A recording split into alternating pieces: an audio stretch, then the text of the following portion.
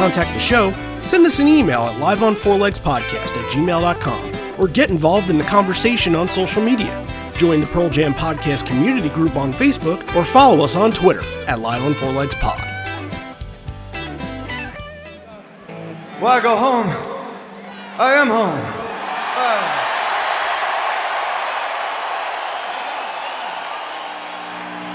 And I gotta tell you, it feels fucking great to be home. You know, you might experience this yourself, but if you're born in Chicago, you're always from Chicago. And even if you don't live in Chicago, Chicago will always live in you.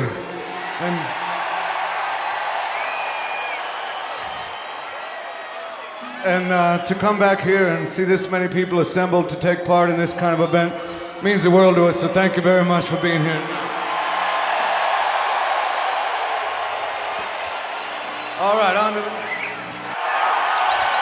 And away we go. You're listening to Live on Four Legs, the live Pearl Jam podcast experience, featuring... Mr. Stone Gossard.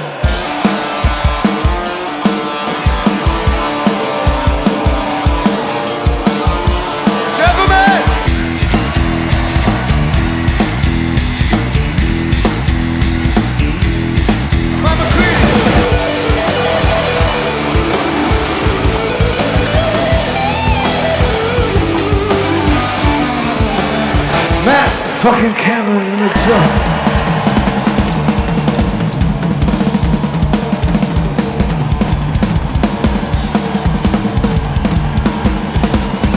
Mr. Boom Gasper.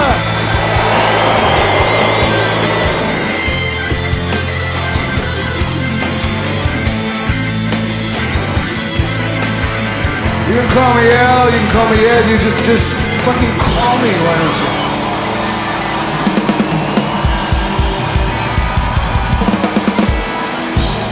Hey everybody, now welcome to Live on Four Legs, a definitive live Pearl Jam podcast, and in about a month's time, maybe even a little less than a month's time when this gets released on the 9th, because on the 5th and the 7th will be the Chicago shows that are coming up. They are right in our peripheral vision now, and actually, what's really interesting about the show that we're covering today is that these two Chicago shows we're going to see in less than a month from now are the first United Center performances since 2009, both these shows that happened in 2009. So that is pretty wild. Obviously, whenever they went to Chicago after that, it was all Wrigley Field. It was all the big moments at the stadium. So now we're going back to kind of the arena setting, and we'll get to feel exactly what maybe you should expect when going to see them in about a month's time. And we'll talk a little bit about the era a little bit. And it was kind of a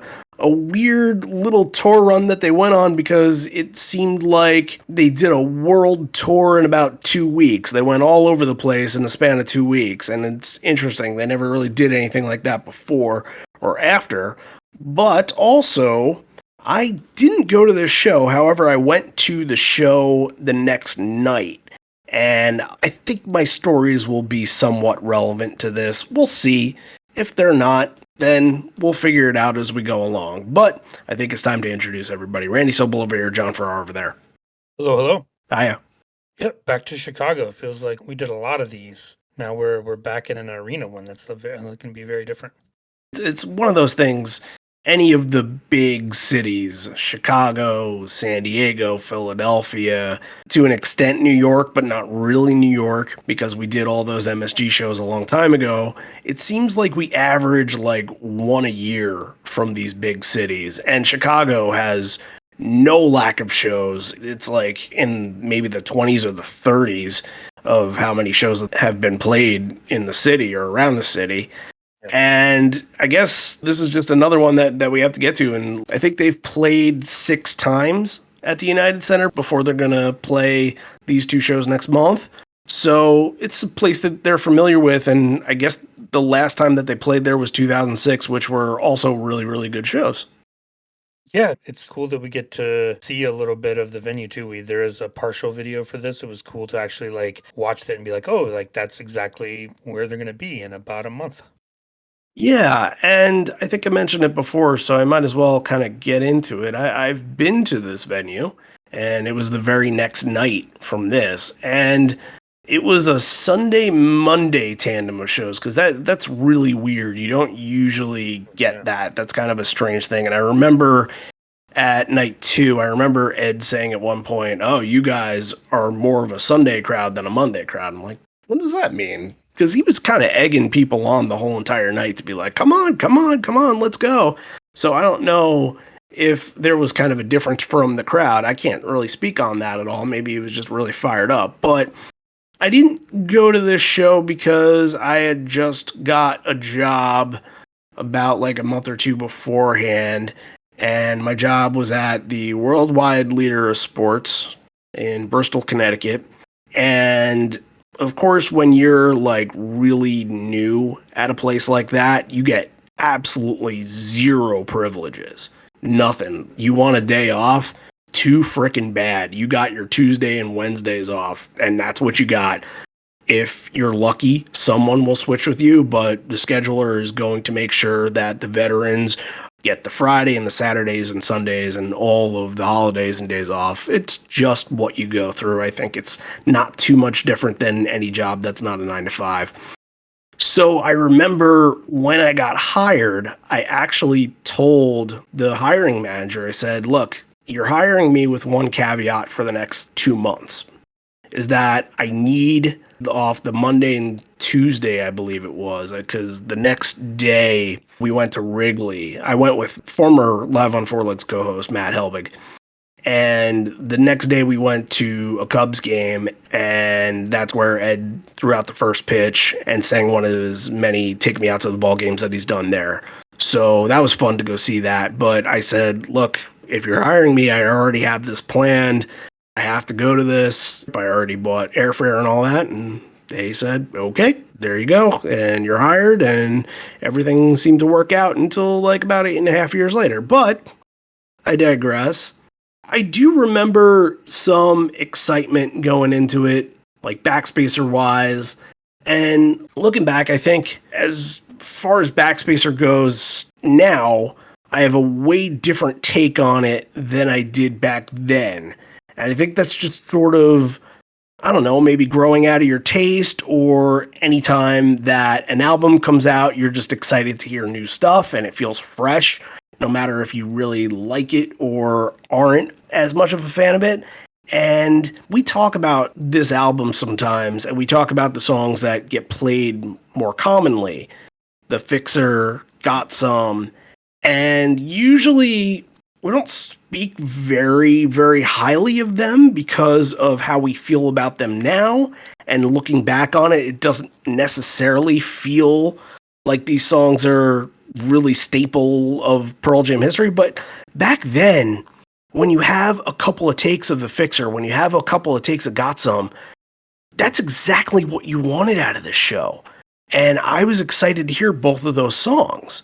And there's going to be a moment in this show where this one, they play a Backspacer song that we didn't get on night two. And I was really jealous about that. I'm like, oh, a new song. Like, everybody wants the new song live. And we didn't get it. I didn't know what it was. And YouTube wasn't as, like, on demand as it is now. Usually you can go right after a show and you can see some clips get uploaded, but back then you had to wait a couple of days, or maybe somebody posted it and got blocked, who knows. But I didn't really hear Supersonic until a little bit later. But there was a lot of hype on the album.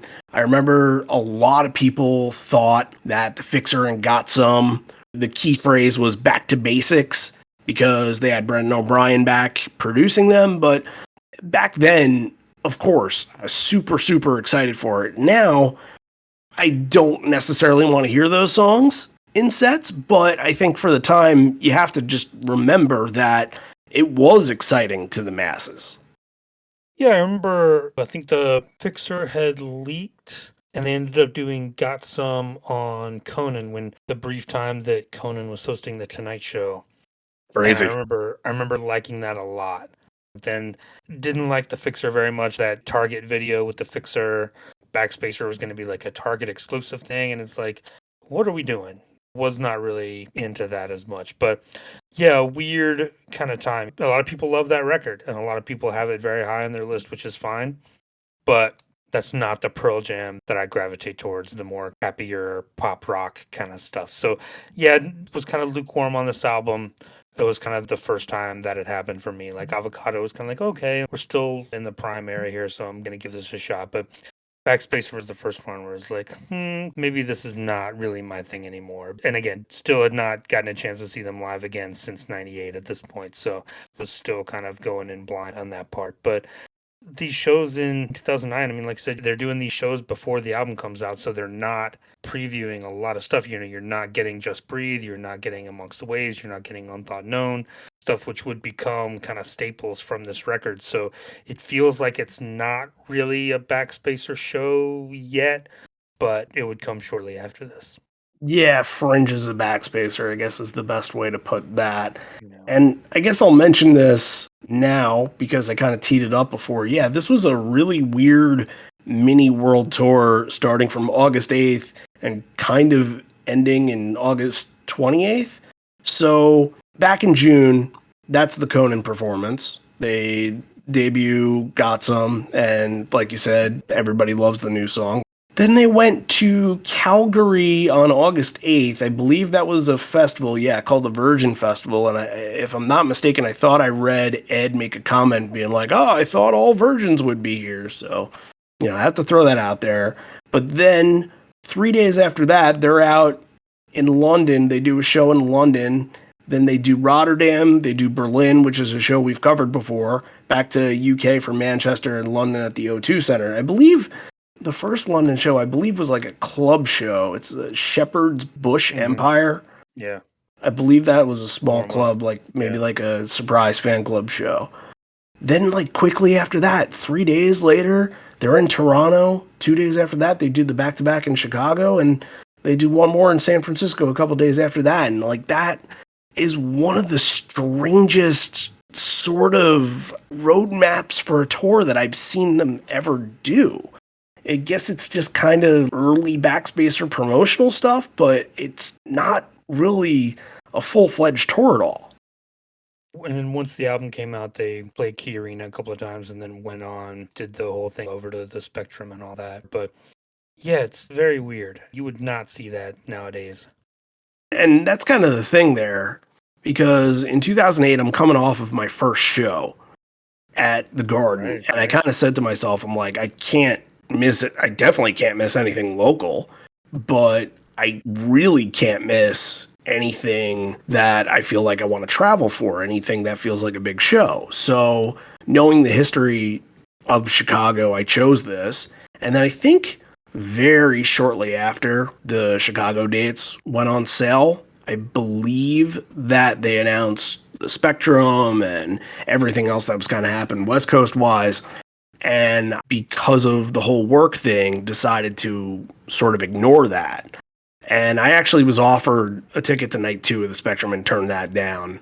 And I think that was like the weakest of the 4, so I don't feel that bad about that. But yeah, second show, so I had a lot of great expectations and like great desires coming from that. And if you want to know what all of them were, and you want to know other stories like me missing a flight and still getting to Chicago on time, I believe I told that one. It's all the way back. You gotta really dig deep into the archives for this, because it's episode number 3.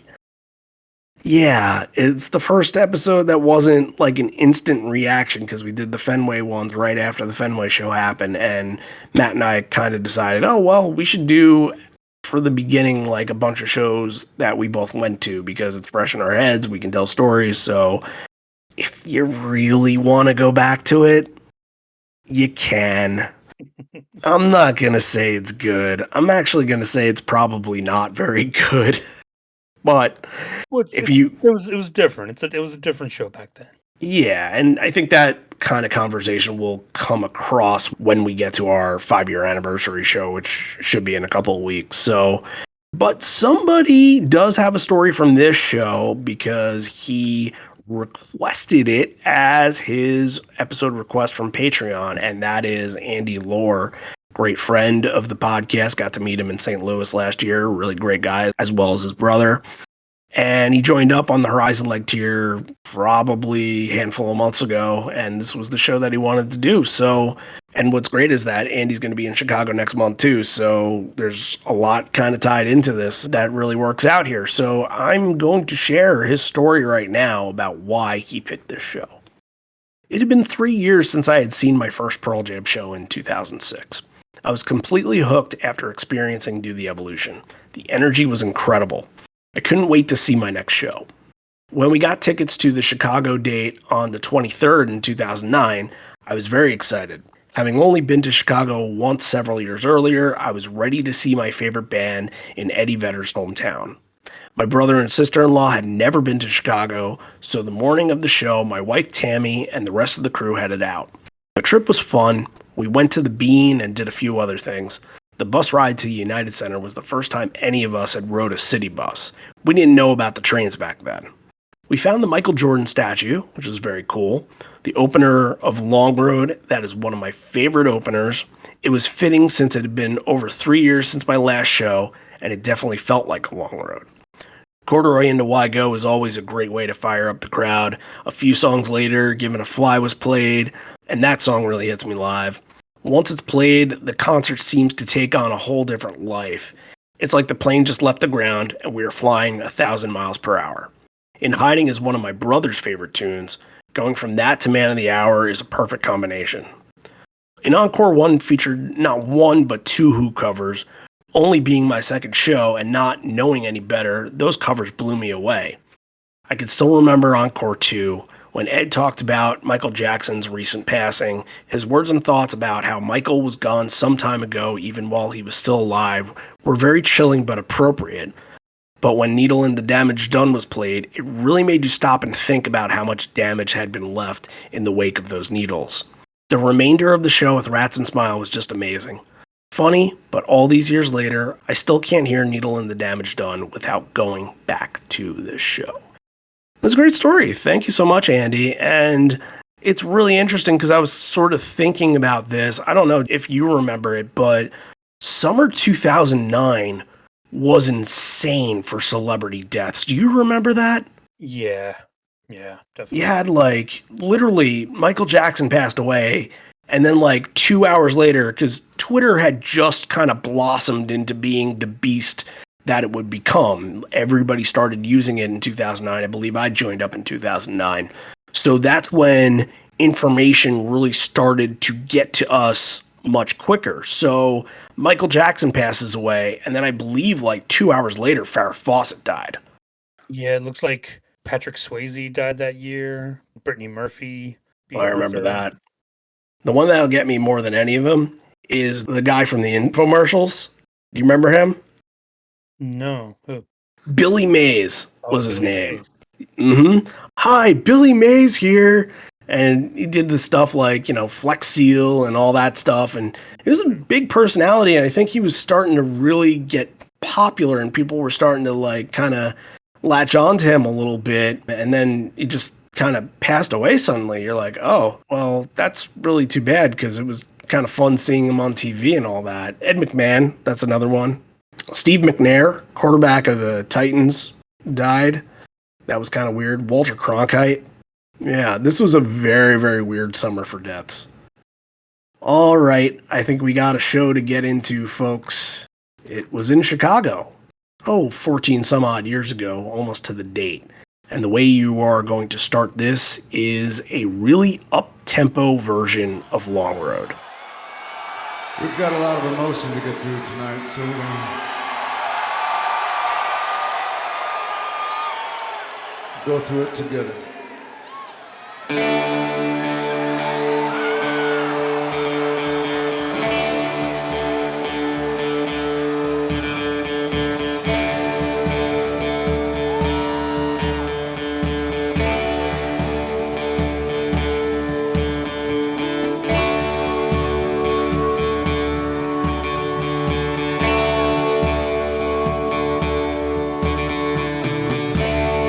In the West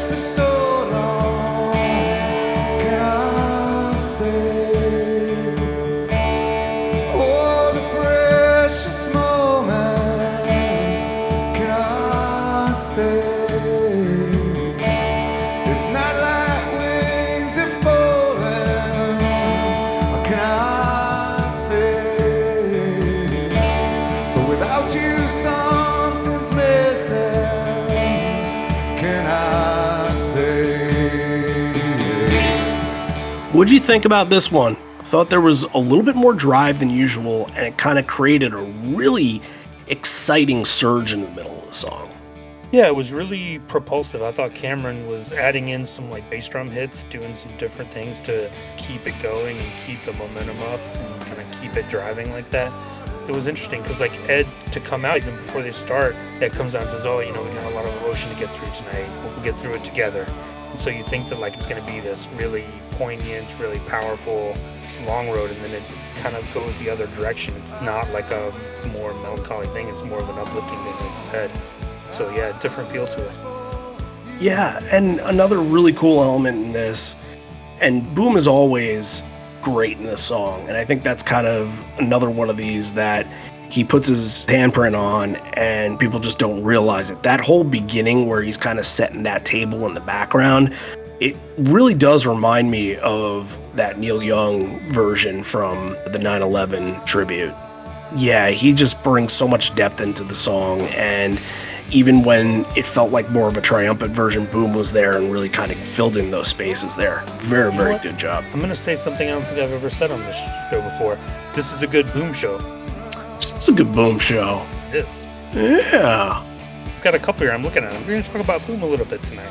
I'm down. Let's do it. Yeah, this is his third album era for him.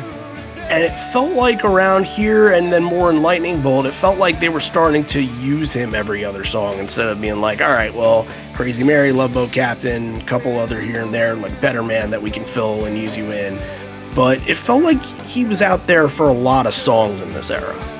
Yeah, I think so. And I think having Brendan O'Brien, too, with them, who can play keyboards and play keyboards on Backspacer, having him be a little more prominent and getting back in there added some more room for Boom to come in and do his thing and kind of translate those into a live setting. For sure. All right, we'll be on Boom Watch the rest of the show then. Let's see if there's Boom over in Corduroy and Why Go.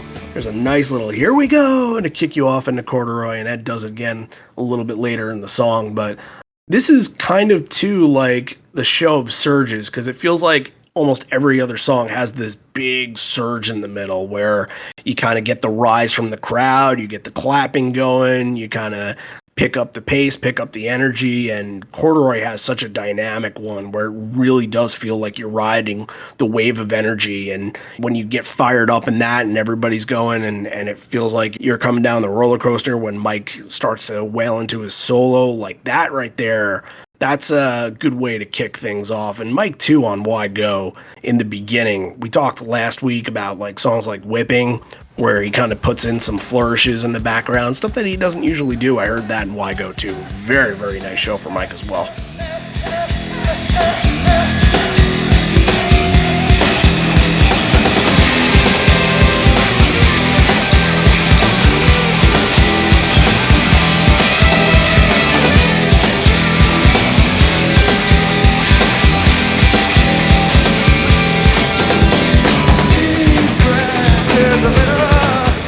Yeah, definitely. I think Why Go is a little bit of a talking point here, too. This is kind of the Why Go version 3.0, where, like, you started the modern era of Why Go. Like, it had gone through that kind of, like, a long break, and then they brought it back, and it was different, and they brought it back, and then went back to the original version. But here, they really started throwing it in a lot.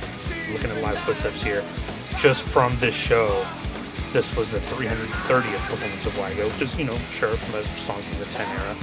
They've played it 140 more times in the last 13, 14 years, which there haven't been as many shows. So Why Go definitely in 2008, 2009, after it got over that hump in 2006, really was on an upward trajectory. And you started seeing it a lot early on in sets like this. You get the crowd going early. Yeah, and I think that kind of goes into sort of an overall point about this show, along with the surges that I mentioned before. Some shows that you get a lot of 2003 shows sometimes and 2000 shows where it feels like, oh, this could have worked in a club, this could have worked in a setting in front of like 2,000 people. This show, already within 3 songs, feels like a true arena rock show. And I feel like They kind of started to become that band in full in 2006 when Avocado came out, but I feel like here that's completely their wheelhouse now. They are playing for the arena atmosphere. They're getting the fans involved in Why Go, and they're all singing back, and it was good moments. No wasted time at all. Just a very, very hot start to a show. Yeah, and I think he has that line like, why go home like I am home? Like you get the sense early on that we're in Chicago, this is a go for Ed. If he's going to be telling some stories tonight, this is definitely an Ed story show too. It was a little weird to pause after 3 songs like that. It felt like you kind of could have worked off a little bit of the momentum, but hey, I think he got a little excited because of the hometown thing. Like you said, why go home? I am home, and it feels fucking great to be home. You might experience this yourself, but if you're born in Chicago, you're always from Chicago. And even if you don't live in Chicago, Chicago will live in you. To come back here and see this many people assembled to take in this event means the world to us. Thank you very much. And now a combo that I don't think anybody would have saw coming, God's Dice into Dissident. Now, I think normally that whole sequence, like Dissident would be like the end capper to that sequence. I think it would work pretty well, but these two sort of on an island together are fine, but they definitely could have benefited from the momentum that Wygo and Corduroy brought in. Yeah, I could see that. You did the 3 big crowd favorites early on, and then now you're getting God's Dice is kind of like going to turn everyone's head and be like, oh, this one? All right. But, I mean, Ed's really into it. It seemed like fun. They nailed it, did a really good job on it. Did you see, like, Ed's maniacal laugh during this? Yeah, and he's crazy. being really emotive. Like, it was a fun version, but God's Dice is never going to be a big crowd favorite song. But then, you get Dissident, which gets everybody going again. But it's kind of that transition, and you're getting out of that first part for sure. And then at the end of Dissident, Ed kind of changes that line, which will kind of tee up what his next speech is going to be. But he says, escape is never the safest path, but you got to do it anyway. Fun little audible right there. And coming off of that, he said the last thing that was being said was about escape never being the safest path.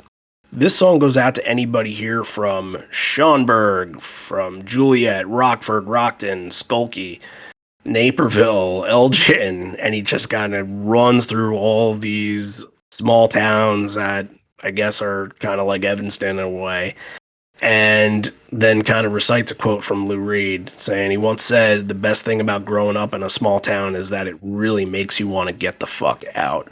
I think he does this almost every time he goes to Chicago, especially like in later eras, you know what I mean? Yeah, definitely. Pandering to the crowd coming from all over the place, but that leaves the next section to be Small Town, going into Sad, and then going into the number 1 single off of Backspacer, The Fixer. So very folky Small Town. Again, anthemic is such a buzzword for this show because everything just feels like it's being played for fan service and for the fans to react and being big moments, and that's exactly what you get. I did really like the spot for Sad. And we do have a little bit from Javier to talk about Sad in a second, but what did you think, especially kind of those two, before we get into Javier stuff? Yeah, Sad for sure I thought was good. Like, I noticed too, I think he changed all the pronouns to, like, she and her. I wonder if there was, like, someone in particular he was thinking about there, but yeah, I really like that as well. Did you notice what Jeff was playing on Sad? No, I don't remember that. So, Eddie mentioned Rockford. He was playing the Cheap Trick bass that he has. Oh, okay. Yeah. So, very cool there. Kind of a little nod to the hometown thing. Makes a lot of sense. And then for Javier's point, I think what I really liked about this is that there's something really cool blossoming from Mike's guitar here. It had this very, like, buzzy sound. And I didn't want to say what I thought it was before giving it to Javier, but he told me what it was. I'm like, that was exactly what I thought. So here's the Gear Guru explaining to you what I thought in his words and what he thinks, which is more valuable than anything that I could ever think. So I think you'll like this. She's searching for escape.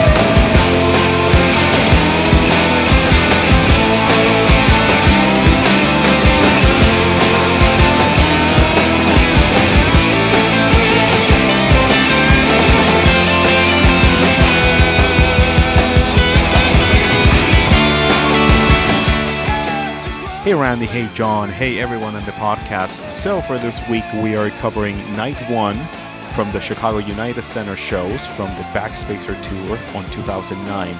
And we are already in August. I'm so excited to see everyone in a couple more weeks. I call them good old friends now since we met in person in Record Store Day in Seattle. But I miss you guys. I'm very much looking forward to see everyone. And let's just get to know each other too with the new ones that I haven't met out there. So just stop by and say hello. Let's hang out. And also, we need to celebrate Randy's birthday in Chicago. Hint, hint. Anyways, let's back to the music. Well, the first song that I wanted to talk a little bit to this week is Sad. Sad has a very unique feature. So the majority of the times with the solos going being played, you're going to hear this little layer underneath the solo track. So it feels like you're playing with a 12 string, but actually it's a whammy pedal. The whammy pedal has one function that is going to allow you to play with an octave higher or lower. And in this case, Mike is using an octave lower since the octave higher is being executed by his playing on the guitar. This pedal was heavily used in between 2006 and 2010. Later on, for the 2011 tour, was replaced by Electroharmonix Pog, and then later on, even after that, was replaced by the Electroharmonix full Pog. Like there's two versions of it. There's a micro Pog and there's like the Pog. The Pog is going to allow you to do like organ sounds, a bunch of different like really cool stuff. But yeah, I just wanted to kick it off with this very simple little detail, but it always catches everybody's attention, especially when you hear the song live. And maybe we'll get it in one of the nights that we're going to be attending in this tour, hopefully, because it's an awesome track and I know that's one of this podcast's favorites. All right. He'll be back very, very soon for Giving a Fly, so hang on to your hats there. Anything on the Fixer, just being really fresh at this point and still having the excitement of being a brand new song. It feels like the band was really into it. Well, we said we're going to be on Boom Watch, and so I got it too! I got to bring up Boom here. Like, the little piano line in there is great. Like, where has that been for the last 13 years? Like, yeah. Front and center. Oh, love it. Yeah, absolutely. He sounded very polished and upfront in this mix for sure. I think the mix is mainly why we got to hear Boom a lot at this show. But yeah, they played it 8 times up to this point.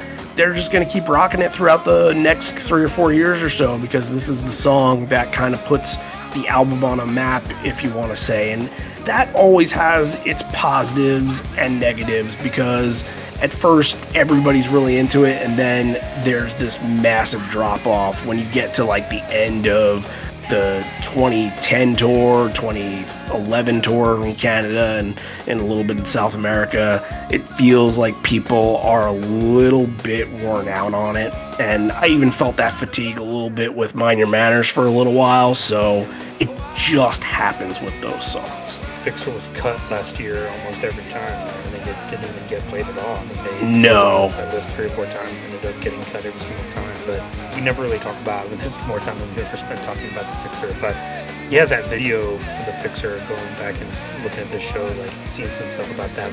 I hate that video for the Fixer. Where it's like all bright, and there's like, I think it was paid extras that were there to kind of like dance and rock out to them. And it's just so lame. I do not like that video. Yeah, I don't have great memories of the video because it's attached to the Target ad. Because I think the first time that I saw it had the Target logo on the back end, get Backspacer here. Oh yeah, you'd walk into Target and you couldn't escape it. It was playing on 45 TVs in the electronic section. I think I liked that back then because I'm like, yeah, everybody else listened to Pearl Jam too. That's right, my favorite band, in your face. But now I'm like, come on, don't sell out. Don't be like that. If they get played in a department store a little bit, it's like, okay, that's a nice little nod. But to be like, don't do it on their terms. Right, to be like the focal point, not having it. Anyway, they enjoyed themselves, and I'm sure they got paid out nicely. That's just what happens. In the middle here, after Fixer, Ed says, cheers to all you singers out there. We thought these songs were going to be played under a Midwestern summer sky up in the outdoors. This is interesting because before hearing this, I did not know that these shows were originally desired to be in Alpine Valley. How crazy is that? Yeah, I mean, Alpine Valley's been a focal point for them throughout the years, so yeah, that's not surprising, but they would make good on that a couple of years later. Oh, yeah. Yeah, no doubt about that. So he says, for 1 or 10 reasons, it didn't really work out as much as we tried, but the next song was supposed to be played in the outdoors. I guess we can imagine this in here, or imagine those Chicago Bulls championship flags that are right behind us. There's some major championships in this room, so think about that. And hey, the Bulls won all their championships back in the 90s, but this is right before the Blackhawks boom. Blackhawks were starting to get really good in 2009. They would end up winning the Stanley Cup the next year, and then in the course of about 5 years, win 3 Stanley Cups. So that place was starting to get loaded with championships after a while. I'm sure that they'll probably mention that a little bit next month too, along with the Bulls stuff, of course. All right, Given to Fly. I kind of got hot take for it, and thankfully I'm going to get backed up by somebody that can probably give you a hotter take and a more educated take on it, and that's obviously Javier. I didn't feel a lot of warmth coming from the tone of this song. It felt very overly static instead of kind of like a more blossoming and sort of warm vibe. It just didn't feel that way. It kind of felt, I guess, almost sterile in a way. That it didn't have that like bouncy fun Given to Fly that, at least for me, and I know for a lot of you too, that is the kind of Given to Fly that we sort of stand on. Yeah, it just didn't have that. I didn't really get that from it. It's not one of the great soaring Given to Flies that I'm going to go back to, but you're getting in the middle of the set, you're giving Mike a chance to shine on it. So I didn't get that sense from it. It felt fine to me. It felt like it kind of soared in all the right places, but yeah, we can check and see what Javier says. Yeah, I'll give it that. I think the surges and the soaring aspects of the song were well done, and the crowd definitely fell into that and catered to it. But the tone of it was just not very welcoming. So I think there's a little tiebreaker going on here. Let's have Javier break the tie and see the direction he goes.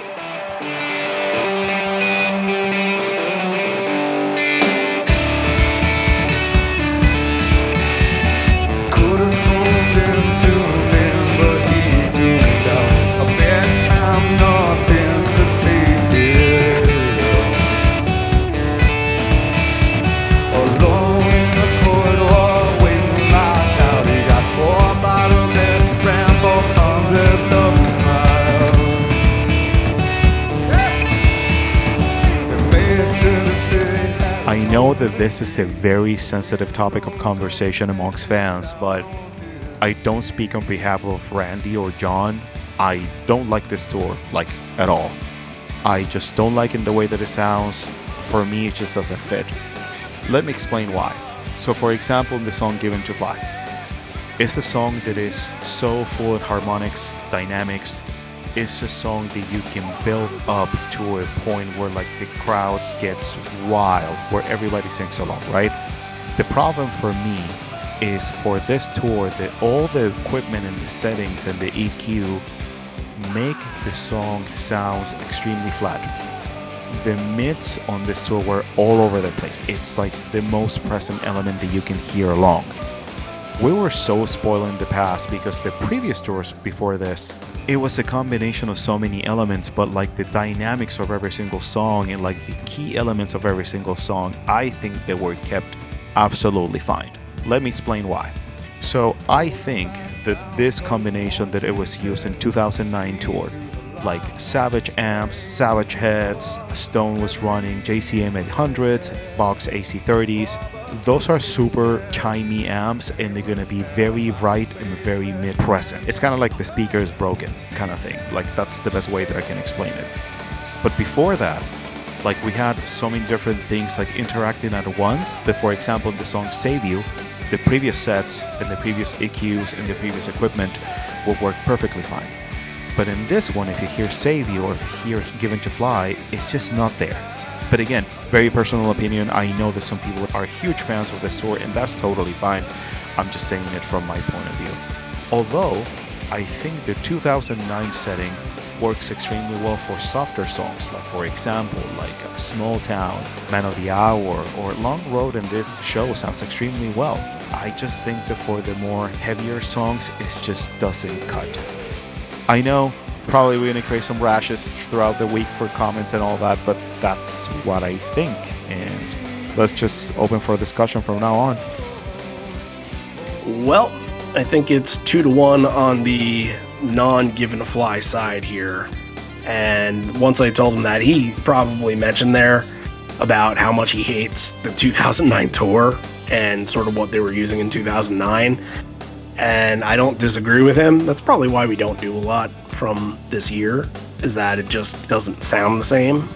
But he can talk about that until he's blue in the face, and yeah, does a great job with that. So that's his only segments for today. So thank you so much, Javier. And as it comes closer to Chicago, I can't wait for you to be my seat buddy at night 2. It is going to be a blast, and I'm going to ask you 1,000 questions about what's going on, basically, so we'll be able to talk about it on the podcast at a later date. So we're turning the mic over to Jeff Ament here, and he asked for a small favor. For the last 5 years, every time that I've come to Chicago, part of the benefit of coming here was getting to see my best friend, Mike Richter.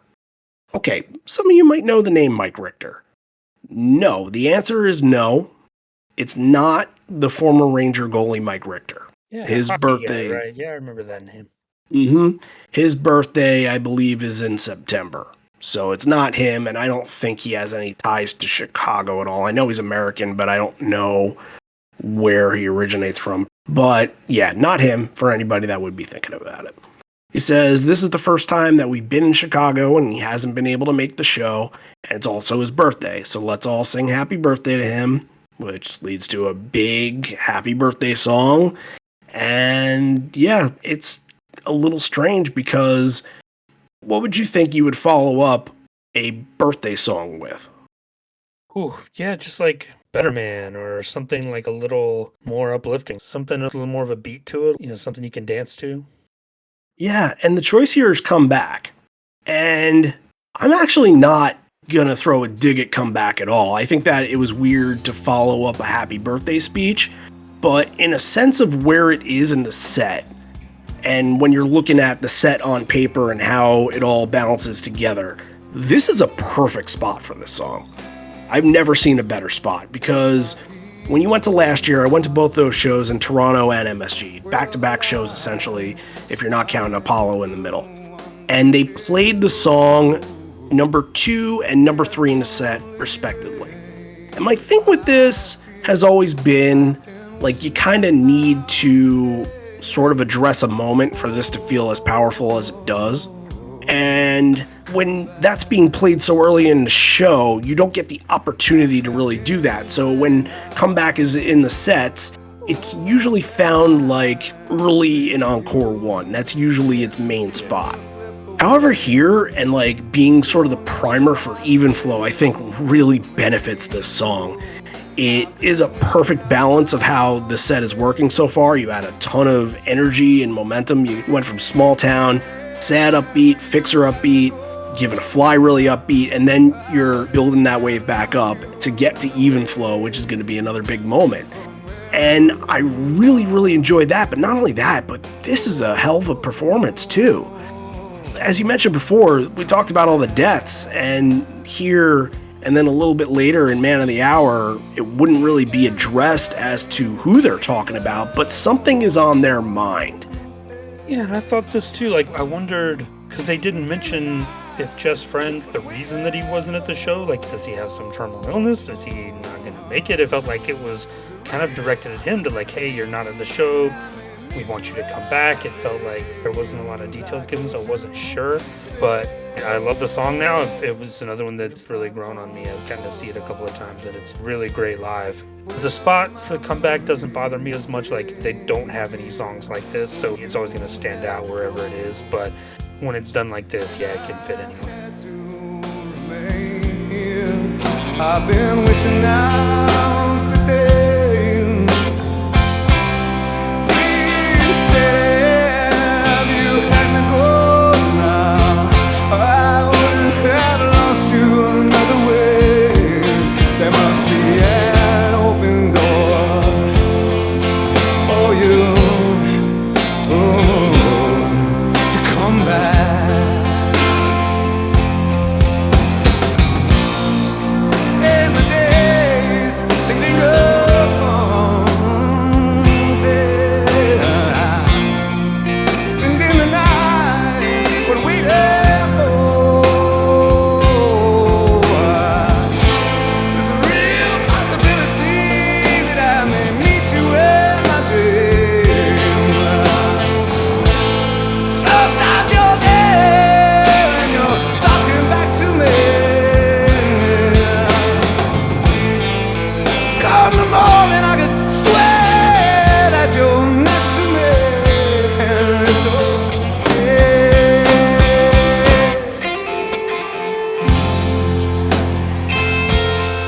like this version and really like the placement for it too, because you're getting on an emotional high and you can feel it from the crowd, you can feel it from the band, like everybody's kind of locked in sync here.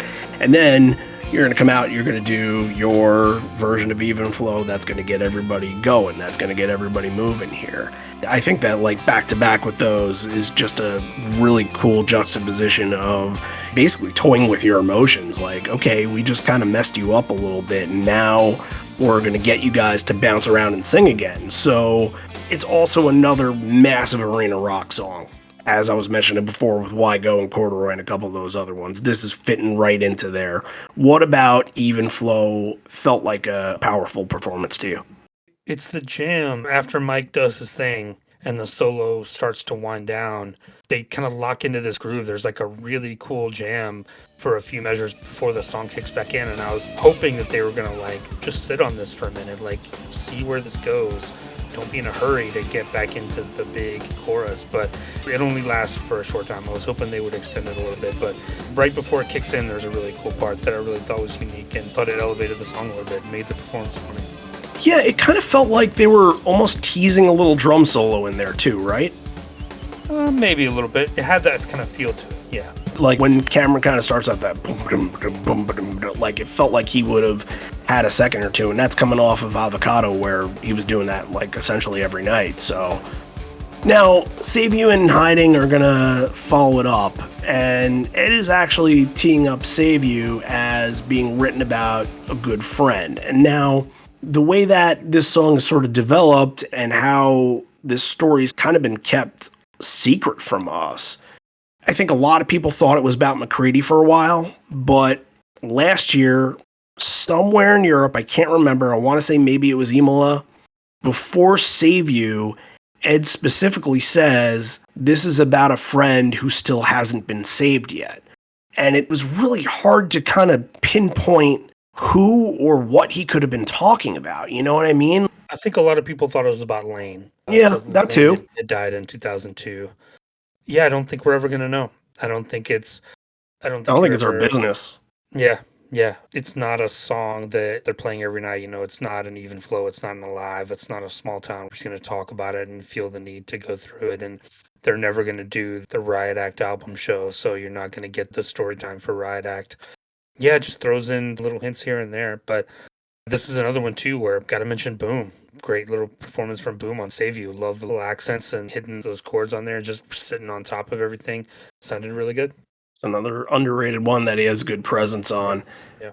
What'd you think about In Hiding? Fun performance, good crowd participation, ramps up at all the right times. Yeah, it throws in the, I was high as hell, which gets the crowd going a little bit. That was fun. But yeah, I mean, you're riding that Even Flow high. And this is kind of where we're getting into more of the deep cuts and B-sides. Yeah, and what's interesting here is that you can kind of go through the last 5 songs, including what's coming next in Man of the Hour, and you're kind of capping off a section that started emotional with a section that's going to finish emotional too. And again, Man of the Hour has no hint of who it's dedicated to, but you can tell because this song is really powerful and because this song has like a purpose to it, you can tell that something, again, is on their mind for this. I love this Man of the Hour performance. It's so different from anything we've heard, and they hadn't played it since 2006, so it was due for a comeback. But yeah, this performance, you know, we're used to hearing those kind of Benaroya Man of the Hours. They're really acoustic, really stark, where like you can hear a pin drop, and it's really focused on Ed and his voice. But this one is all electric guitars. It's Cameron, like more bombastic. This is a very unique performance of Man of the Hour. I love this. This is one of the highlights of the show for me. A fantastic performance.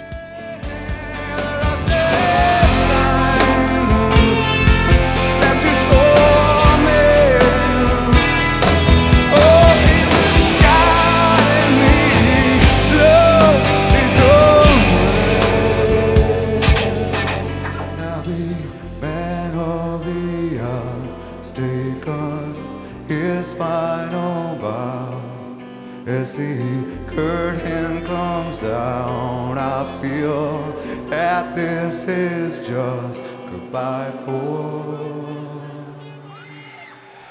now.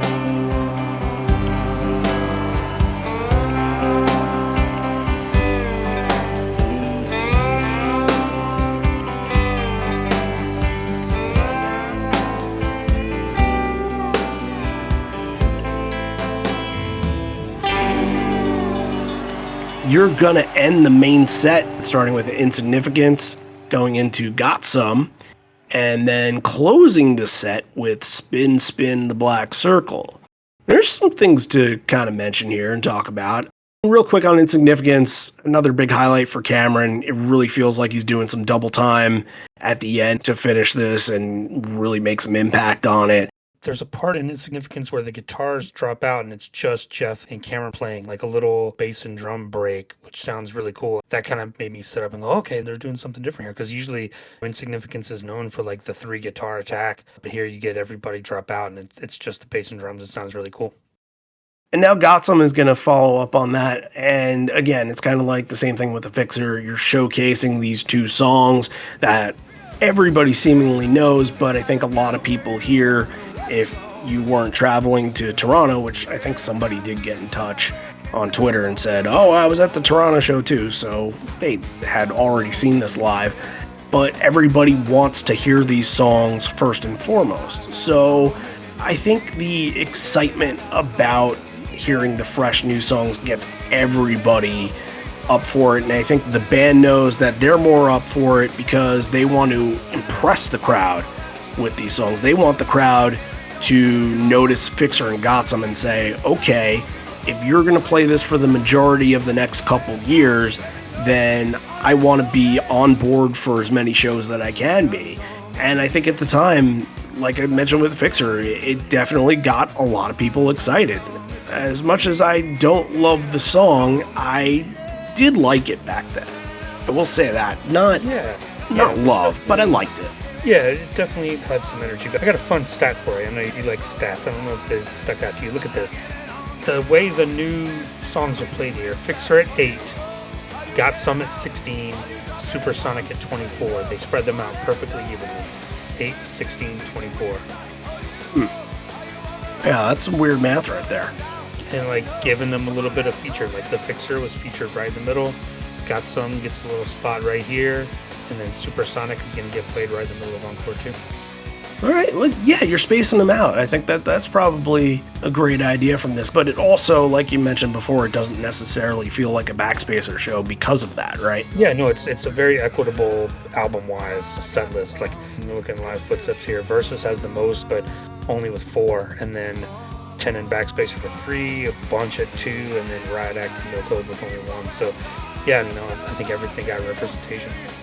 Yeah, and you kind of started this set with Long Road and Corduroy, which are Vitalogy era. I know Long Road is not a Vitalogy song, but you mark it for 1995. It is Vitalogy era. And you're going to end with Spin the Black Circle, which, look, you got some stats, so I got to have some stats too, right? I went and asked the king of the stats, Dave Jantausch, over at livefootsteps.org, how many times that Spin the Black Circle was used as a set closer, because I thought that was pretty uncommon and unique. So the numbers here, as a main set closer, it has closed a show 6 times. I think that's probably more than I would have thought. But when you get into the encore, it's actually closed it 8 times, believe it or not. And then, believe it or not, it has closed an Encore 2 as well in 1994.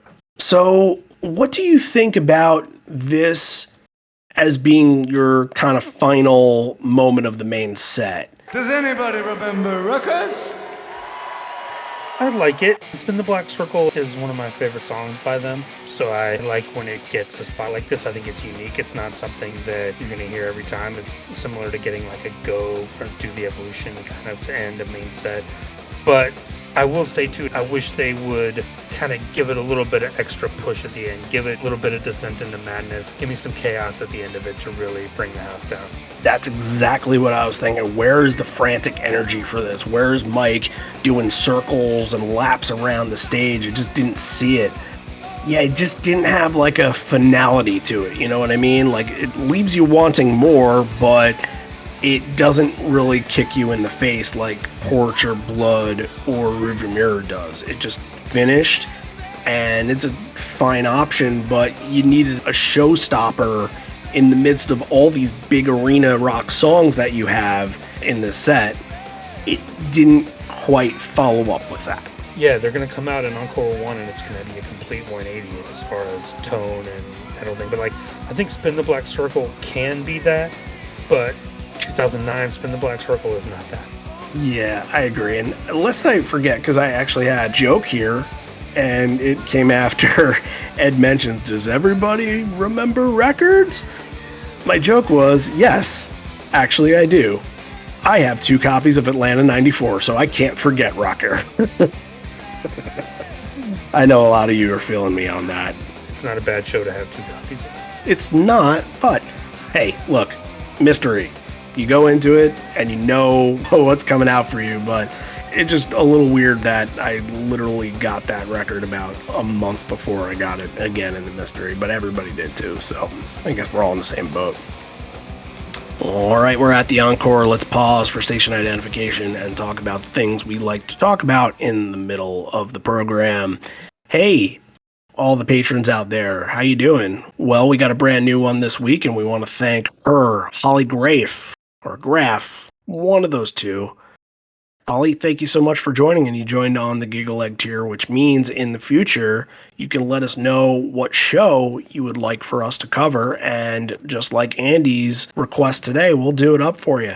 We're happy to talk about it and tell your story and all that. So hit us up, let us know what you want to do, and we'll try to sneak it into that heavily scheduled already 2024 list that has really been dug into. So we'll try to get it in there. That's why I'd like everybody, if anybody's listening that hasn't gotten a request that's on Giggle Leg or Horizon Leg, get it as soon as possible so we can do it as soon as possible, you know? We try to get as many as we can throughout the year. Don't let us pick the shows. You guys pick the shows. That's right.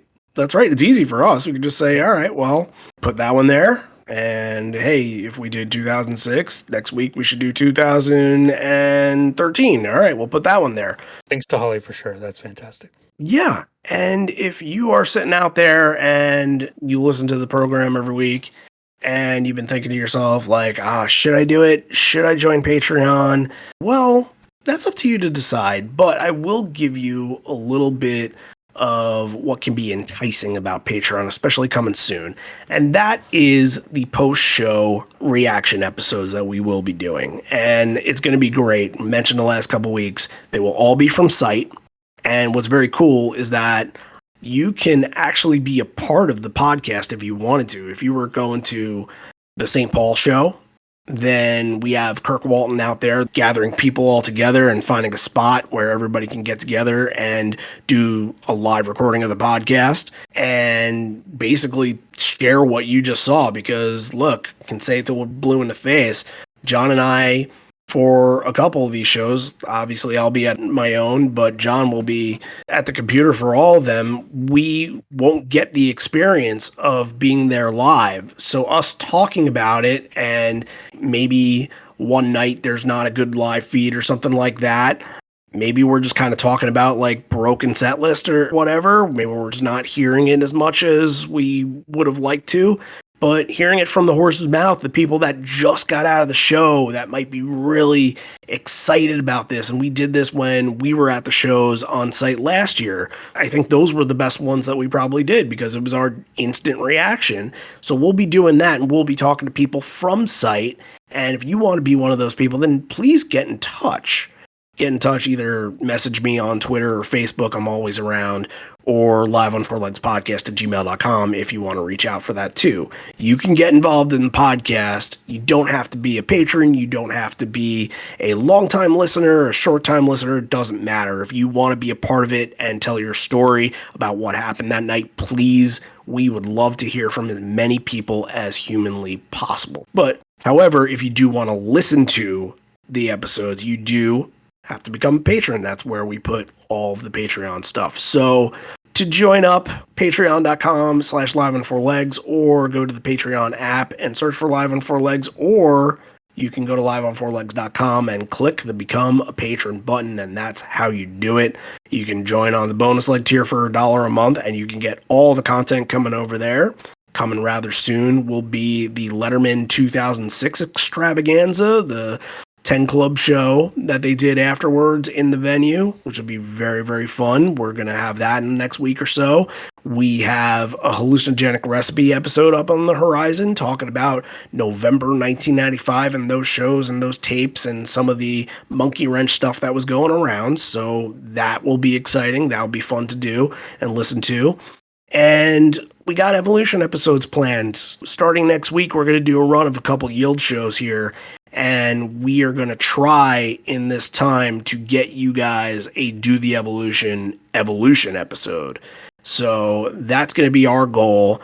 And we'll have a couple more coming throughout the year once we get there. But Do the Evolution. If you haven't listened to any of the Evolution episodes, definitely get your hands on them. You can listen to all of them if you join up on the bonus leg tier for $1 a month. Or as mentioned before, like Holly did, she joined on the Giga Leg tier, which is $5 a month. Or if you want to be really, really generous, join for $10 a month onto the Horizon Leg tier, and we will have you on for a profile episode and give you a profile on the website, and hopefully at some point we'll be able to do some specialized merch packages as well. So all of that is available to you. Now, speaking of Patreon stuff and people that have been patrons for a very long time, and it's great because more people keep joining, and it's great to see the numbers go up, and it's great to see the participation go up. It's all due to how long we've been around. And in about a month from now, we'll be celebrating our 5th anniversary, believe it or not, John. Yeah, time flies. I mean, I remember, even before I was on the show, I remember when you guys started up and kind of checking out the show. And I think I was one of the first people to start emailing back and forth. I think Aurelian, was number one. But Aurelian will always be number one, yeah. Yeah, but I remember emailing you guys early on and going back and forth and getting into it. I was an early listener too. So, yeah, I remember those days. It feels like it's flown by. It really has. And kind of like we mentioned before with episode number 3, that does feel like eons and eons ago. And no, I haven't gone back to many of those episodes. I might have listened to 1 or 2 here and there just to have a laugh, I suppose. But yeah, episode 10 is not bad. Gee, I wonder what happened in that one. Is episode 31 okay too? Is that what that was? 31's good. Okay. It might be 30 or 31. Yeah, I don't know. It's of that era. I kind of lose count after. Yeah, go back and 10. maybe go back and check those out. 30. It was 30. All right. Yeah, so what we planned on doing, we mentioned the last couple weeks that we were going to have people write in, record messages for us and wish us a happy birthday or share your favorite moments, share your favorite stories, what have you. But that's all nice and good. However, it's just better to all get together. And that's what we're going to do on August 23rd, Wednesday night at 9 Eastern. We're going to do one of our infamous Zoom parties where everybody will get to hop on board and we'll get a chance to give everybody the chance to talk and say whatever they would like and kind of share some memories here. And we'll share some memories as well. And we'll kind of do a couple other things as that night goes on. So that will be our episode at the beginning of September, our 5-year anniversary look back. And if anybody has some things you'd love for us to discuss or episodes that you'd love for us to kind of go back on, let us know. And I'd say email us, but just join the party on the 23rd, guys. So that link will probably be passed out in a couple weeks, right when the party is going to happen. So bring that to your guys' attention. Also, going to bring to your attention 2 other things. There is a fantasy, I wouldn't call it league, but competition that's up over at livefootsteps.org now. I've been working with Dave really hard on putting this together. It's not the same fantasy league as it was last year, guys. So it's not drafting and it's not going head to head with 8 other teams in a league. It is more of the FanDuel style, and we call it Jam Duel because of that. And basically you pick your team ahead of time through different kind of categories of rarities, and commons will be tiered differently. Like we'll have a live porch and even flow. You'd only be able to take one of those. We have some interesting little caveats that go into this. If you drop songs, you can't pick them back up again. So basically, whoever scores the most points will win the thing. in 9 shows, and that's really tough to do a fantasy league with 9 shows. So we decided to opt for this. John, are you going to take part in this? I'm signing up as we speak. Awesome. John's in, you guys. So if that's enough for you to want to join to beat John, maybe we'll just make that a campaign, just a beat John campaign. He's about to name his team like Hard to Imagine Me Winning or something like that. Hard to Imagine Me Losing, whatever it was. That didn't work out too well last time. No. Different. Pretty easy to imagine that, but you can try to beat me too. We'll see. So again, livefootsteps.org, you should be able to find there on the homepage, it should say Jam Duel somewhere over there. You can get there, sign up, make a creative name for yourself, and pick your team. And then we'll start on August 31st, and we'll go throughout the whole thing, all 9 shows.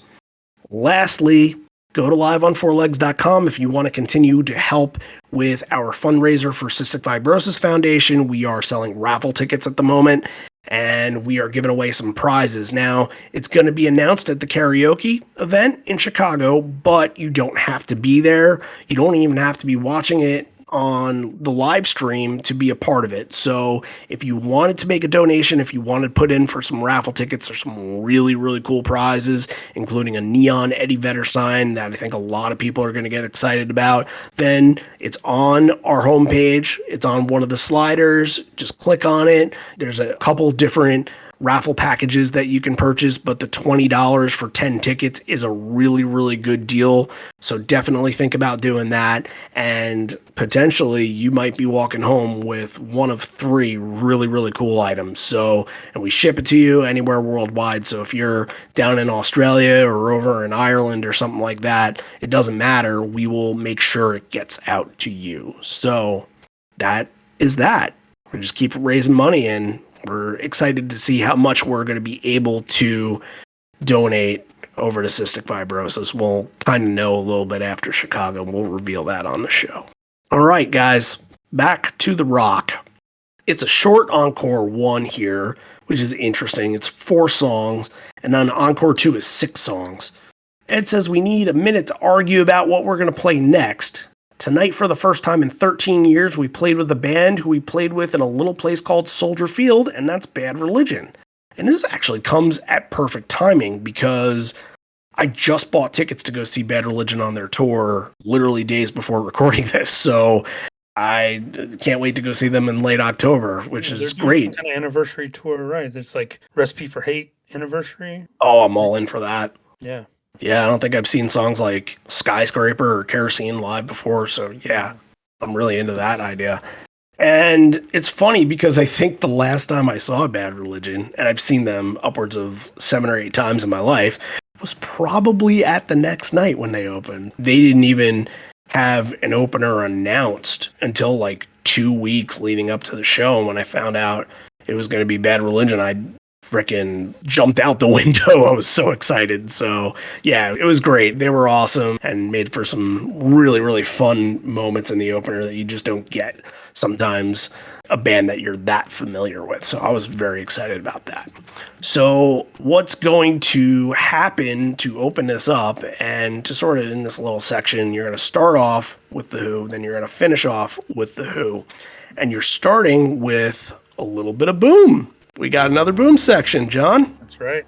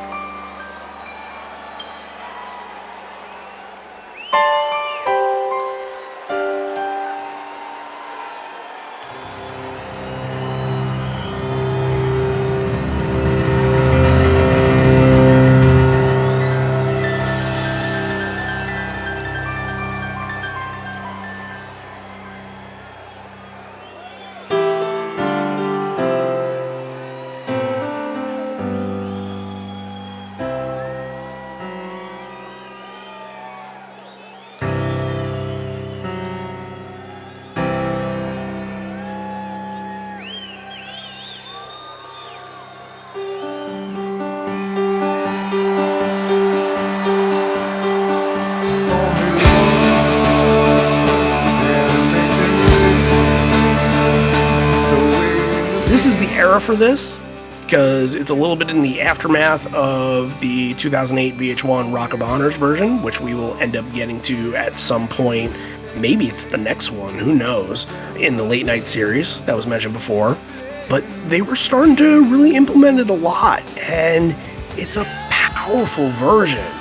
Being that Boom's a big highlight, and Ed is stretching his voice and doing his stuff, but I think the highlight for me in this song was Stone. Hearing him on acoustic here, not only was he strumming this and like about to rip his arm off while doing this, he was rocking out more on an acoustic that I've ever seen him rock out on before. And this is like Stone era with like long dad hair. The Uncle Stone era. Uncle Stone, right, yeah, the guy that hangs out in the basement and listens to records and lets you smoke weed. He was awesome during this. It was just so much fun to watch him, and it just brought that depth of power into the song. All kind of came from what he was doing. I thought it was tremendous. Yeah, I'm right with you on that. Stone's the highlight for sure. Sometimes we've talked about it where he'll just turn on the acoustic pedal for the electric guitar, but he's actually got the acoustic guitar. At one point he's hunched over and he's just going for it. It made the song from watching Stone on this was great. I love him going crazy on that acoustic guitar. It overshadowed almost everything else. You know, it almost has that extra jangle to it that you might hear from like when a 12 string is being played. Like it just had way more to it. Yeah. Hell, you know what? I'll see if Javier wants to talk about this because this is a nice little highlight. So I'll drop it here if he happens to give us anything.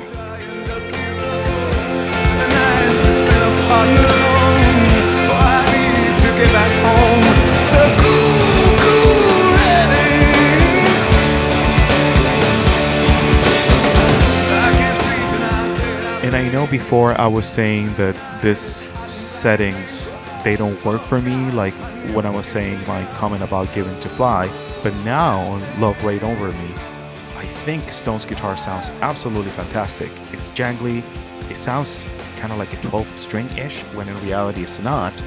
But again, this is a good example of this setting, the kind of equipment that they were using, the kind of guitars too, works extremely well. I think for this tour as well, 2006 and 2009, we are forgetting one key element of the Pearl Jam sound. I think Eddie forced himself and pushed himself to sing in the way that he has never sang before. And that's something that I profoundly respect and admire. I know, I said before, not my favorite tour, maybe not my favorite sound, my Pearl Jam sound, like the one that I like so much, but I have to recognize as well, and I have to give credit to the man, of course, the lead singer forced himself and pushed himself to sing in the way that he has never sang before. But again, it's one of those things that we might agree to disagree, but I just wanted to point out that there are so many different combinations that for certain songs they work, for certain songs they just don't work. Well, sometimes you kind of work off the fly, and I didn't realize that this would be something that I'd want to hear Javier on, but he's a champ, and he loves to do this, so we thank him once again so much. We didn't think we'd have 3 segments from him at this show, but here we are, and the more the Javier, the happier we are. So, in the middle here, Life Wasted, and then getting into the real me.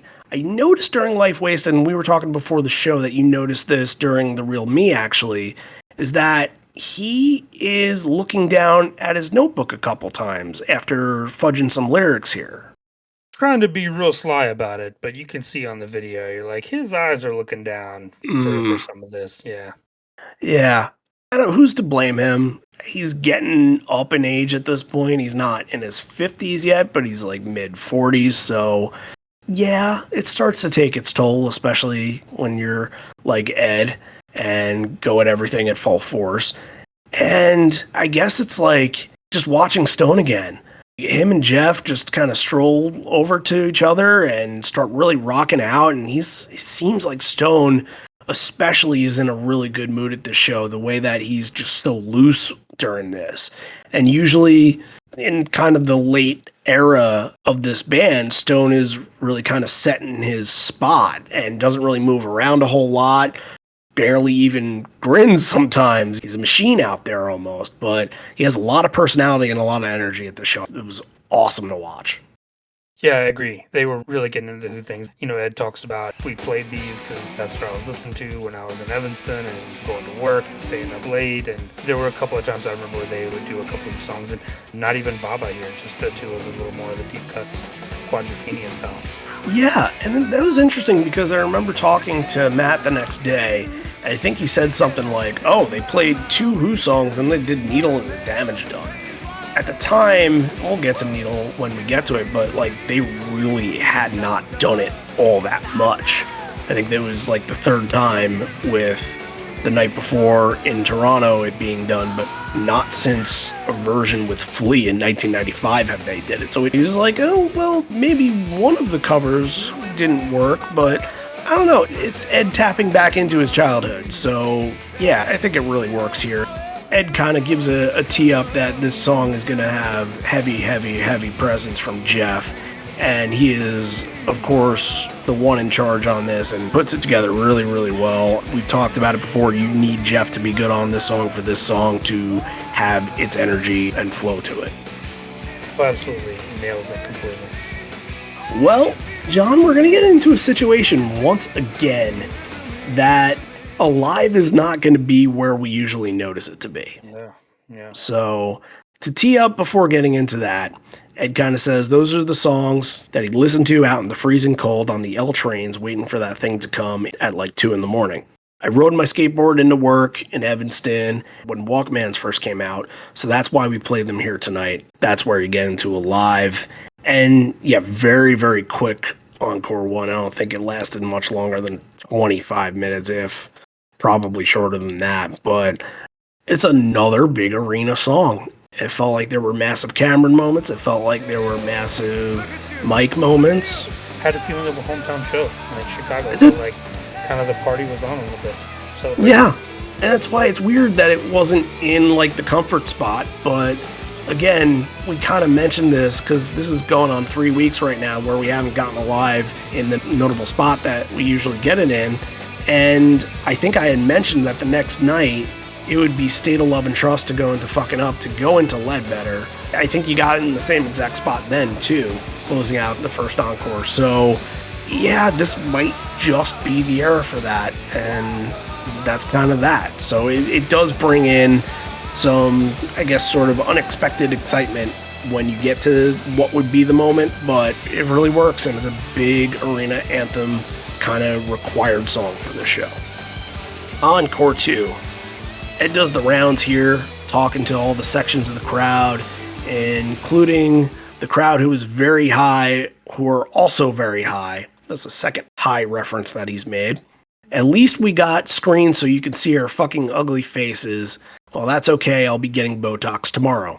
When I was up in Evanston, I was getting these memories of being a really little kid. I was in a house with a lot of older stepbrothers, African American and Irish kids, who were all much older than me. I was 6 and they were 12. But down in the basement we had a turntable and they turned me on to good music. Tons of James Brown, Sly and the Family Stone, which that makes a whole lot of sense going back to Soldier Field as to why maybe he thought that was a good idea to bring out Everyday People there, and all the other Motown stuff. And as a kid, the thing that I was attracted to, because the kid was only a few years older than me, was the Jackson 5. There's been some sadness lately about that, but it feels like we lost him a long time ago, actually, so I'm going to play this one. That's where Needle and Damage Done comes in.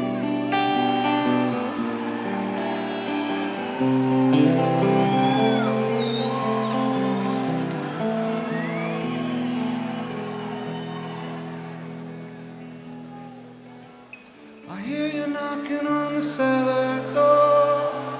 I love you, baby, can I have some more? Oh, damn it's done. I hit the city and I lost my bed. I watched the needle take another man. Long gone, damn it's done.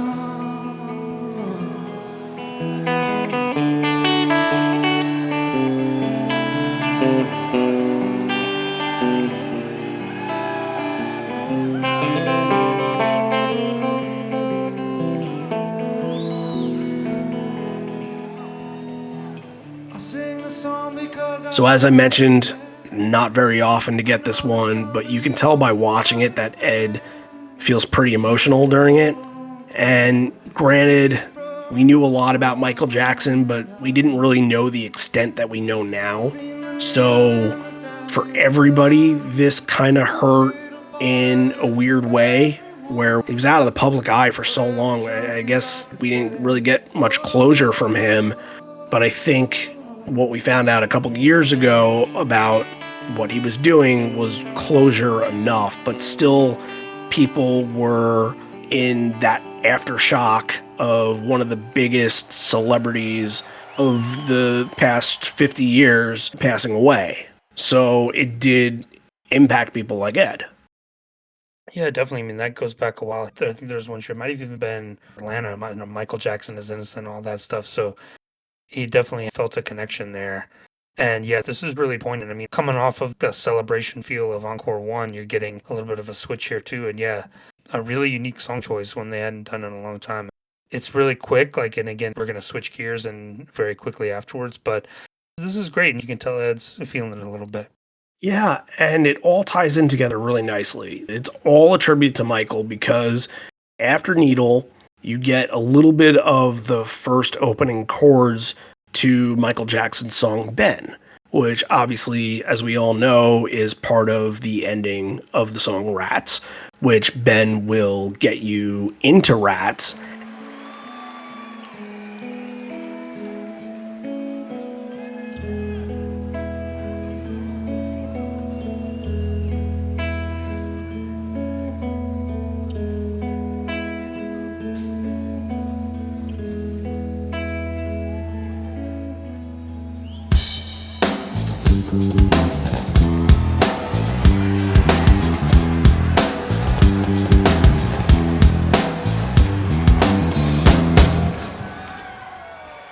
That was a cool way of doing it. That was a cool way of paying some tribute.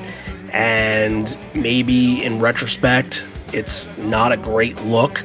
But to pay tribute to somebody that had accomplished all that and what we knew of him then, it made sense and it was a really good moment. So for Rats, I really love the Mike slide guitar on this. That was what made the song for me. Yeah, again, a 2009 Rats is not going to hit the same as a 93 and 94 Rats, but yeah, this one, he definitely lets Mike take over on it. After the Michael Jackson tribute, Ed says, "This one is for the nice young lady here that wants to hear more new stuff." The band attempts to kind of figure it out and get on the same page, and then Ed kind of looks back and says, "I bet we'll fuck it up." So that leads into the second all-time performance of Supersonic, the only other one that they really brought out before the album came out. I think The End had been played at solo Eddie shows. I think that's something. A solo Ed show, yep. I had a feeling, yeah, that's why I kind of bring it up.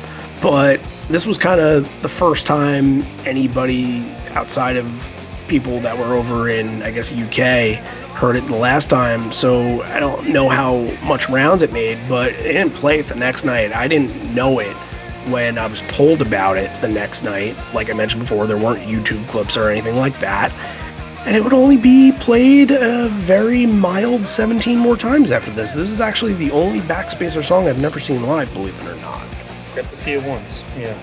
It's one of the weaker songs on the album and in the catalog in total. Oh, it's just a Ramones tribute, yeah. Yeah, but I guess, for me, I always thought that if you're gonna do punk rock, I want it to sound raw. I want it to sound like punk, and this song always felt way too polished, and everything on Backspacer feels polished. It's an 80s Ramones song, not a 70s. Sure. It's an end of the century song and not Road to Ruin. I feel like I've always kind of wanted to like it, but it's just not there. And this performance didn't really make me a believer of it either. Yeah, I mean, you pretty much got to go to Oklahoma City to hear it nowadays. But Sure. They were there last year and didn't do it. True. But yeah, this is another one where Ed, too, I think he's just blatantly looking down and reading the lyrics on it. The second time ever. So Who can blame him? kudos to the girl who wanted to hear a new song and that they actually did it. Surprising. Good for her. Yeah. Glad you got your that wish. girl goes to some of the shows in In September, we can do the same thing and we'll get to hear a new song. Yep, get her in the front again, please. Yeah. Get her a sign, for sure. All right, we got 3 more songs left. Ed introduces the switcheroo here, get Stone on bass, get Jeff on guitar, and mentioned that Jeff wrote that one, as did a guy named Dennis, and has to kind of clarify in Chicago, no, it's not Dennis Rodman, it's Dennis Fleming of the Frogs, who is here tonight. He wrote the words in one of my notebooks, and then I stole it from him. And as the song kind of goes on, he's like, no, borrowed. So I have a Frogs thing about this, because it's going to be Smile, Rearview Mirror, Yellow Ledbetter. And just like Black into Yellow Ledbetter, I was really intrigued to see what the numbers were for Rearview Mirror, Yellow Ledbetter back to back. And it had only been played 4 other times. However, the first time it was done was at Milwaukee in 95, a show that the Frogs had opened up. How about that? And the Frogs famously covered Rearview Mirror on the Immortality single. Put it all together. Yup. Yep. It's like they frickin' planned it that day. Overall, about this section, what are the talking points for you? Smile, I always like. It was nice to get a no-code song thrown in there at the end. Always fun. I like, as they're introducing Stone, he does a little bass run. It sounds cool. And then he introduces Jeff, and Jeff does kind of one little guitar thing. Like, hey, I can do this too.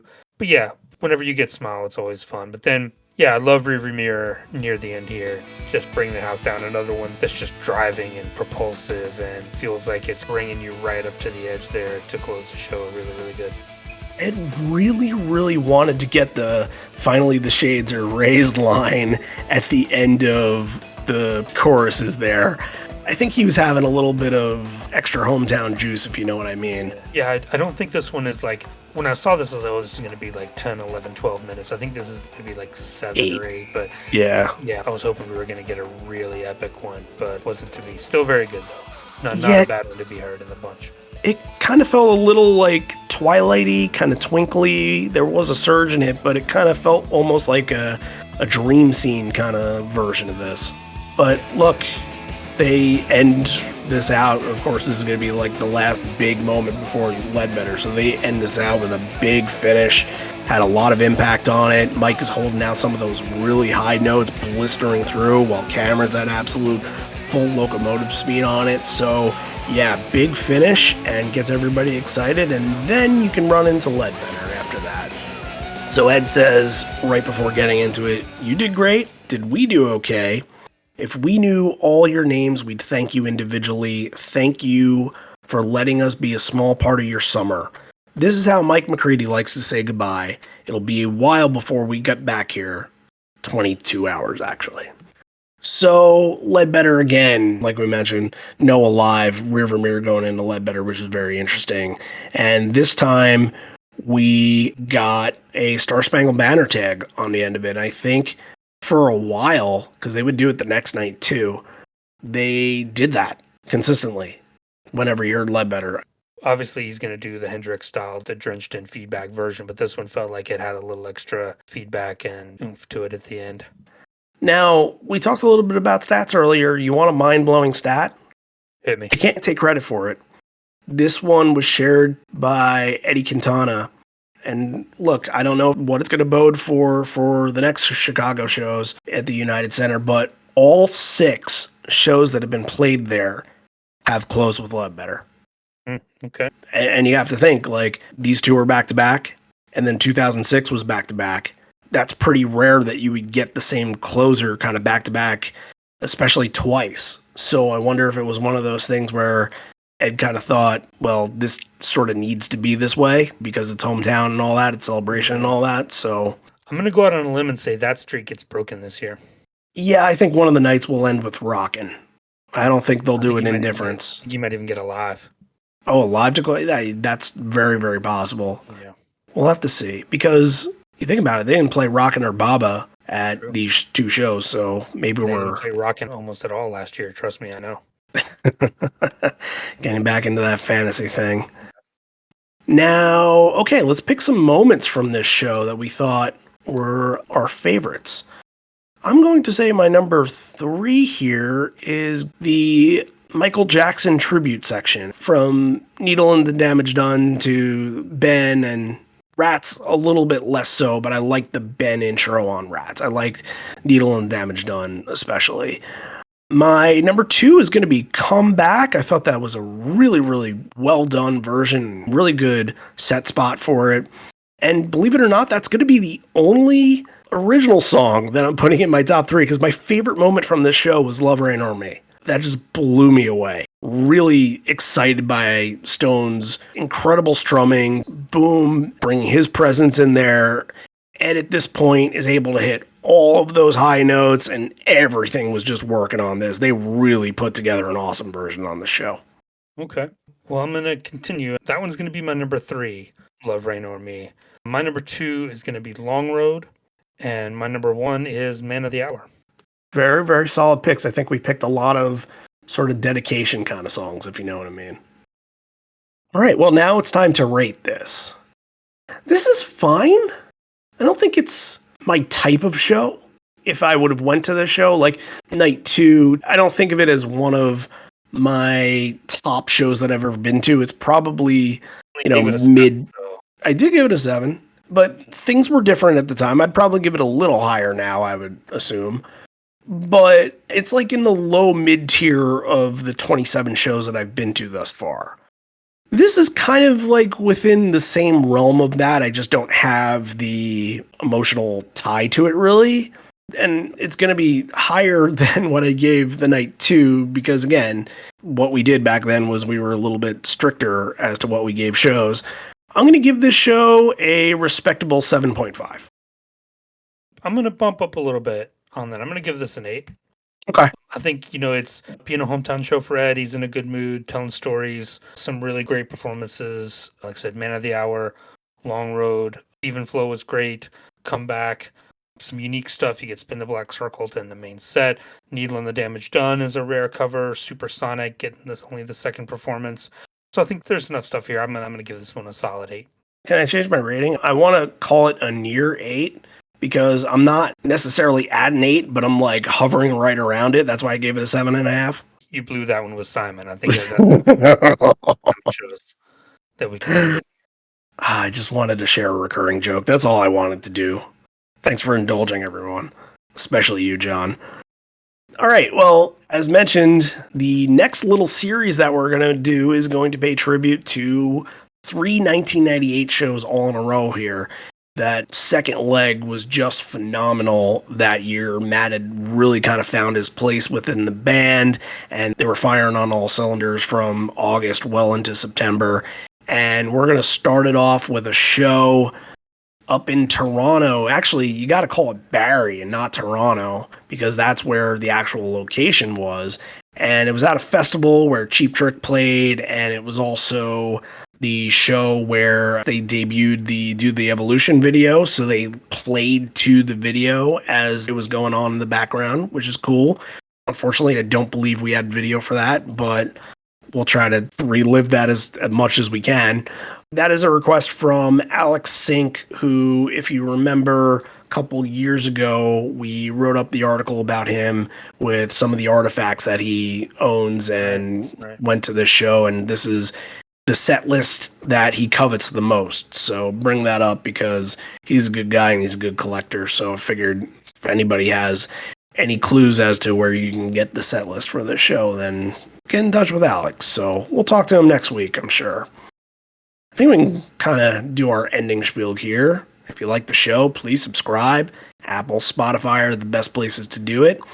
And if you want to give us a rating, please feel free. If we deserve it, if we have good episodes and you are on board for the most part, then please, a 5-star rating would help. That would be spectacular. It would help our visibility, of course. But really the thing that we want to see is we want to see the comments.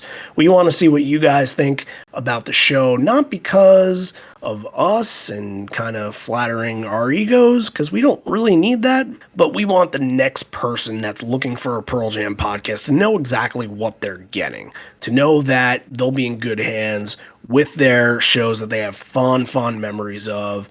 I don't think we can tell them that as well as you guys can tell them that, because we can't necessarily be fans of our own podcast. We enjoy it, but it's you guys. It's you guys that do the legwork on this. This is the legwork part of Live on 4 Legworks, I suppose. Anyway, I think we're clear to end this one out. This may be the end. We're here, but not for much longer. And although we may be parting ways, miss you already, miss you always. To the Yield Tour next week, I think I see a sign. I wonder what it reads.